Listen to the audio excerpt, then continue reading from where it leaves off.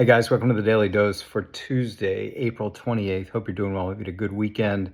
The draft happened. I talked about the draft on Friday. A lot happened over the weekend with players that most of us don't even know. If you're going to be watching the third day of the draft, you're going to have to be very into college football or very into your team. But hey, that's where scouting staff separate themselves with those low round picks. And I talked about the low rounds being with NIL and those kind of things and replacing these players with NIL. Listen, I think that's a debate. I'll talk about it more on my podcast and more with Ross Tucker as well. What I was talking about today is a college football player named Brendan Sorsby. He's been in the news a lot. There's a lot going on with this young man.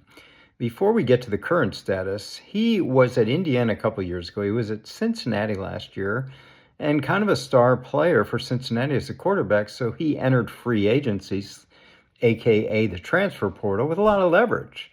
And I looked into Brendan Sorsby in one of my consulting roles, talked to his agent, said the number was way above where we wanted to go. So he was off, eventually landing at Texas Tech.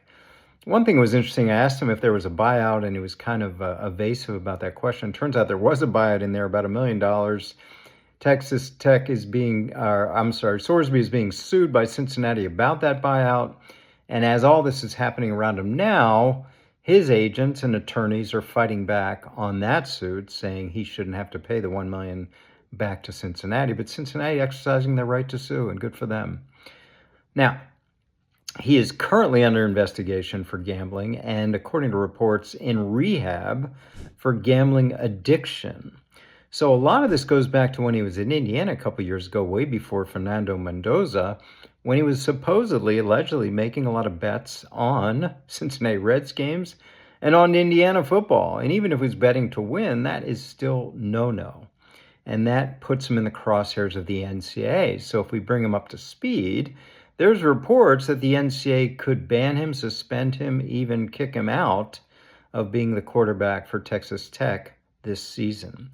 That would put in jeopardy what if I heard to be a $5 million deal with Texas Tech. So at risk for Sorsby, while he's in gambling addiction, is $5 million if he's not allowed to be quarterback. Because as someone who writes these contracts, I can tell you, this is going to be a breach. If he's in violation of NCAA rules, if he's suspended, obviously has discipline from the NCAA, is not a member in good standing of Texas Tech University, they can stop, they can breach, they can reduce payments or terminate payments. That's standard contract language.